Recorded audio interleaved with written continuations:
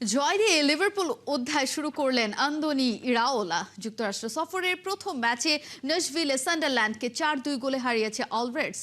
ম্যাচের মাত্র 13 মিনিটেই দেখা মেলে ইরাওলা ফুটবলারের প্রথম ঝলক। দ্রুত পাস, নিখুঁত মুভ আর ঠান্ডা মাথার ফিনিশিংয়ে নতুন যুগের প্রথম গোল করেন কিয়েরান মরিসন। তবে ভুলের সুযোগ নিয়ে ম্যাচের রং বদলে দেয় সান্ডারল্যান্ড। 50 মিনিটের আগে এনজো লেফি ও তুতেরভের গোলে 2-1 ব্যবধানে পিছিয়ে পড়ে লিভারপুল। এরপরেই শুরু অলরেডদের প্রত্যাবর্তনের গল্প। 56 মিনিটে ডমিনিক সোবেলসায়ের ভলিতে সমতা, 72 মিনিটে সরু কোণ থেকে ফেদেরিকে কিয়েসার নিখুঁত শটে ফের এগিয়ে যায় লিভারপুল। আর 58 মিনিটে সান্ডারল্যান্ডের কফিনে শেষ পেরেকটি মারেন লুইস কুমাস। তবে গোলের উৎসবেও ছিল অস্বস্তির সুর।